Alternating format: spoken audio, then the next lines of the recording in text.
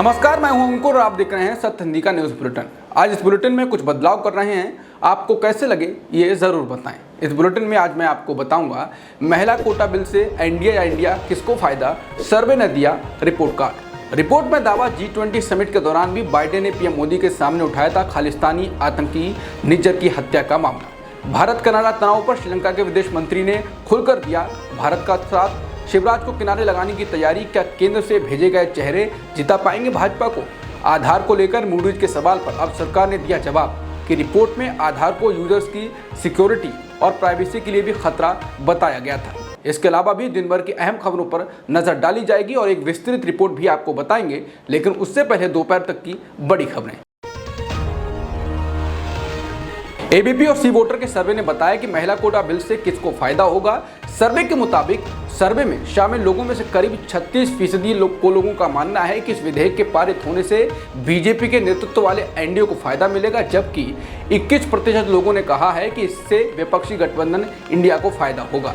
इसके अलावा 19% लोगों ने कहा कि दोनों को फायदा होगा, जबकि 10% ने कहा कि किसी को फायदा नहीं और 14% ने कुछ नहीं कहा। सर्वे में जब पूछा गया कि मोदी सरकार केवल चुनाव में फायदा लेने के मकसद से महिला आरक्षण विधेयक लेकर आई है, इसके जवाब में कुल उत्तरदाताओं में से 42% से अधिक लोगों ने विपक्षी नेताओं द्वारा लगाए गए इस आरोप का समर्थन किया। यानी उन्होंने कहा कि ये चुनाव के मद्देनजर लाया गया है। हरदीप सिंह निज्जर की हत्या को लेकर भारत और कनाडा के बीच बढ़ते तनाव के बीच फाइनेंशियल टाइम्स ने अपनी रिपोर्ट में बताया कि G20 शिखर सम्मेलन में अमेरिकी राष्ट्रपति बाइडेन समेत दुनिया के कई नेताओं ने इसको लेकर पीएम मोदी से बात की थी। अखबार ने शिखर सम्मेलन में शामिल 3 लोगों के हवाले से लिखा है कि 5 आईज के मेंबर्स ने हरदीप सिंह निज्जर की हत्या का मुद्दा पीएम मोदी के सामने उठाया था। 5 आईज एक खुफिया गठबंधन है जिसमें Australia, Canada, New Zealand, United kingdom और अमेरिका शामिल हैं। बता दें, कनाडा ने आरोप लगाया है कि खालिस्तानी आतंकवादी हरदीप सिंह निज्जर की हत्या में भारत का हाथ है। इसके बाद तनाव बढ़ गया था।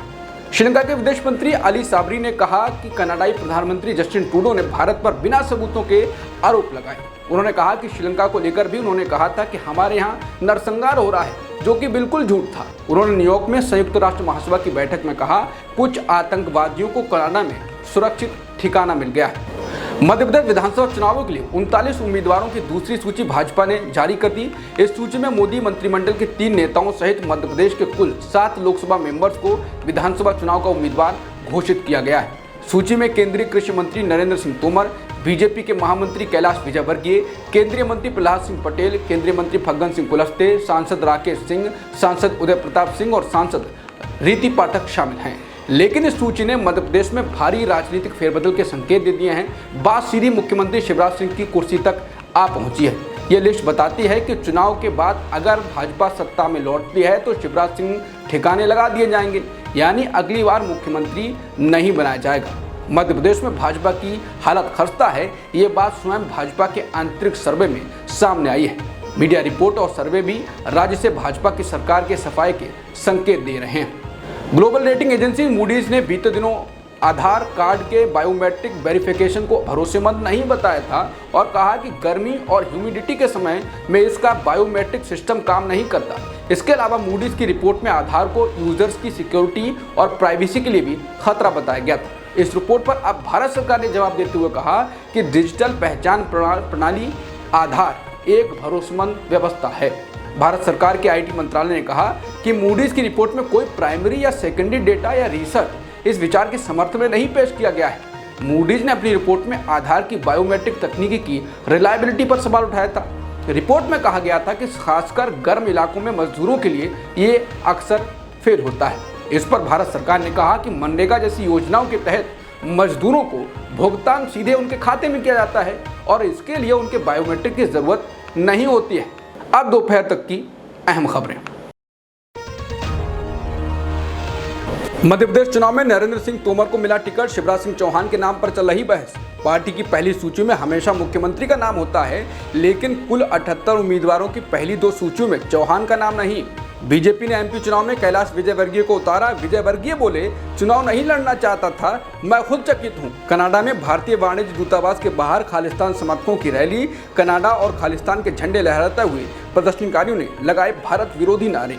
कनाडा की संसद में नाजियों के लिए लड़ने वालों को सम्मान दिए जाने पर जस्टिन ट्रूडो बोले, ये शर्मनाक है।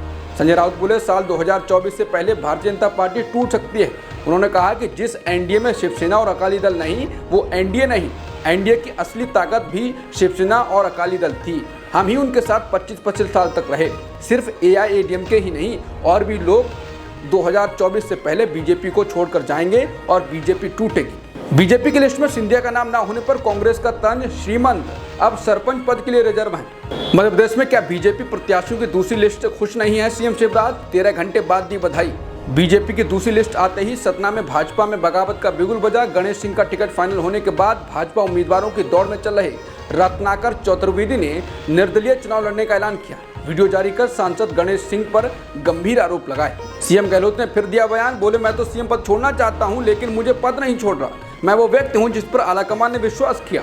आशीष मिश्रा टेनी को सुप्रीम कोर्ट से सशर्त राहत, बीमार मां की देखभाल के लिए दिल्ली जाएंगे। मणिपुर में खौफनाक खबर, 2 किशोर छात्रों का बेरहमी से कत्ल, फोटो आया सामने।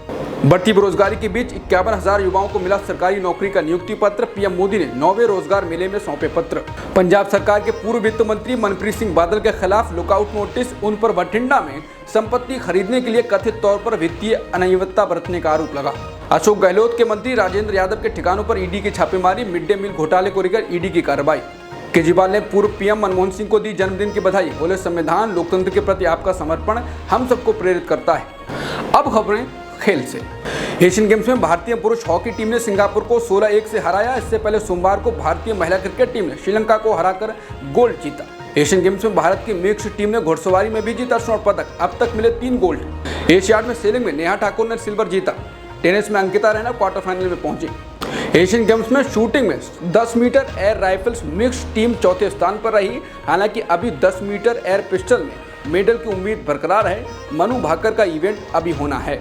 पाकिस्तान क्रिकेट टीम को वर्ल्ड कप के लिए भारत आने का वीजा मिला। इसके अलावा अफगानिस्तान टीम को भी वीजा मिला। पाकिस्तान क्रिकेट टीम को 27 सितंबर को भारत पहुंचेगी। अब खबरें सिनेमा से। दिग्गज अभिनेत्री वहीदा रहमान को इस साल का प्रतिष्ठित दादा साहेब फाल्के सम्मान मिला। वहीदा रहमान को गाइड, प्यासा, कागज के फूल और 14वीं की चांद जैसी फिल्मों में उनकी दमदार एक्टिंग के लिए जाना जाता है। न्यू मॉम सोरा भास्कर ने अपनी लाडली बिटिया का नाम रखा राबिया। एक्ट्रेस ने अपनी बेटी का नाम इराक की रहने वाली एक सूफी संत के नाम पर रखा है। राबिया बसरी इराक की रहने वाली एक सूफी संत थी। अब खबरें बिजनेस से। ऑनलाइन गेमिंग कंपनियों पर सरकार ने कसा शिकंजा। फर्मों को 55,000 करोड़ रुपए के जीएसटी बकाया को लेकर नोटिस जारी किए। इस लिस्ट में dream 11, games play, 24/7, head, digital works भी शामिल हैं। ओयो को फाइनेंशियल ईयर 24 की दूसरी तिमाही में पहली बार हो सकता है मुनाफा। पहली बार सितंबर में समाप्त होने वाली तिमाही में 16 करोड़ रुपए का शुद्ध लाभ कमाने की उम्मीद है। अब खबर विस्तार से। अब बात करते हैं तमिलनाडु में एआईएडीएमके के द्वारा बीजेपी का साथ छोड़ने की। क्यों तोड़ा ये गठबंधन और क्या होगा इसका असर की। तमिलनाडु में एआईएडीएमके ने बीजेपी का साथ छोड़ दिया है और कहा कि 2024 लोकसभा चुनावों में वो अपनी जैसी सोच वाली पार्टियों के साथ गठबंधन करेगी। एआईएडीएमके नेतृत्व राज्य में बीजेपी नेताओं की ओर से जा रही बयानबाजी से नाराज था। इसमें बीजेपी के प्रदेश अध्यक्ष के अन्नामलाई की टिप्पणी भी शामिल है। इन नेताओं को रोकने को लेकर बीजेपी के शीर्ष नेतृत्व की ओर से कोशिश नहीं दिखी। इससे एआईएडीएमके में नाराजगी दिखी थी। ये गठबंधन तोड़ने का ऐलान ऐसे वक्त में हुआ था जब राज्य में पार्टी की पकड़ ढीली होती जा रही है। बीते 2 चुनावों में पार्टी ने अल्पसंख्यक वोट बैंक को खोया है।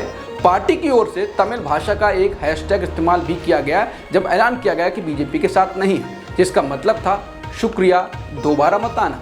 बता दें, साल 2019 चुनाव के बाद से एनडीए का साथ कई पार्टी छोड़ चुकी हैं। एआईएडीएमके एनडीए का साथ छोड़ने वाली चौथी पार्टी है। इससे पहले शिवसेना, शिरोमणि अकाली दल, जनता दल यूनाइटेड भी एनडीए से अलग हो चुके हैं। द इंडियन एक्सप्रेस अखबार में लिखा है कि एआईएडीएमके का फैसला बताता है कि पार्टी के अंदर ही कितनी निराशा की स्थिति है। मुनुस्वामी ने कहा कि बीजेपी न सिर्फ पार्टी के आदर्शों बल्कि जयललिता और अन्नादुराई जैसे नेताओं पर भी हमला कर रही थी। मदुरै में 2 हफ्ते पहले अन्नामलाई ने राज्य के पहले सीएम अन्नादुराई को लेकर टिप्पणी की थी। तब दोनों दलों के बीच विवाद खुलकर सामने आया था। इसके अलावा बीते हफ्ते पार्टी के प्रवक्ता डी जयकुमार ने कहा था कि दोनों दलों के बीच गठबंधन का अस्तित्व खत्म हो गया है। ये बात तब और ज़्यादा बिगड़ गई जब अन्नामलाई ने जयकुमार को जवाब देते हुए कहा, मैं अन्नादुराई की विरासत का सम्मान करता हूं, मगर तमिलनाडु में इडापड्डी पलानीस्वामी को एनडीए का नेता स्वीकार नहीं करूंगा। द इंडियन एक्सप्रेस की रिपोर्ट के मुताबिक एआईएडीएमके का फैसला तमिलनाडु की राजनीति में असर डालने वाला रहेगा। पार्टी अब अपने वोट बैंक से फिर से जुड़ने की कोशिश करेगी। इसमें अल्पसंख्यक भी शामिल रहेंगे, जिनसे पार्टी ने 2019 लोकसभा और 2021 विधानसभा चुनावों में दूरी बनाई थी। हालांकि एआईएडीएमके और बीजेपी का साथ छूटना एमके स्टालिन के डीएमके के लिए अच्छी खबर है। डीएमके राज्य की सत्ता में है और इंडिया गठबंधन का हिस्सा भी है। ऐसे में एंटी डीएमके वोट एआईडीएमके और बीजेपी में बढ़ जाएगा। द हिंदुस्तान टाइम्स की रिपोर्ट के मुताबिक एआईएडीएमके के ताज़ा फैसले से राज्य में अब 2024 की लड़ाई तीन तरफा होगी। इंडिया गठबंधन का हिस्सा डीएमके, एआईएडीएमके और बीजेपी में। एआईएडीएमके ने एनडीए से अलग होने का जब फैसला किया, जो प्रस्ताव पेश किया उसमें किसी का नाम नहीं लिखा था, पर यह अन्नामलाई को लेकर ही है। अखबार लिखता है कि साल 2021 में बीजेपी अध्यक्ष बनने के बाद से ही अन्नामलाई एक के बाद एक विवाद में फंसते रहे हैं। बीजेपी के एक नेता ने कहा कि इस फैसले से डीएमके को फायदा होगा। अब देखना यह है कि केंद्रीय नेतृत्व क्या फैसला करेगा। डीएमके के नेतृत्व में हुए गठबंधन ने 2019 चुनावों में राज्य की 39 में से 38 सीटें जीती थीं और विधानसभा चुनाव भी जीता था। लेकिन जानकारों का कहना था कि 2024 चुनावों में एआईएडीएमके को फायदा हो सकता है। जानकारों का कहना है कि चुनाव के बाद अगर एआईएडीएमके किसी के साथ गठबंधन करना चाहेगी तो वो बीजेपी की ओर बढ़ जाएगी। ये थी अब तक की खबरें। बाकी खबरों के लिए बने रह सकते हैं आप सत्यहिंदी.com के साथ। नमस्कार।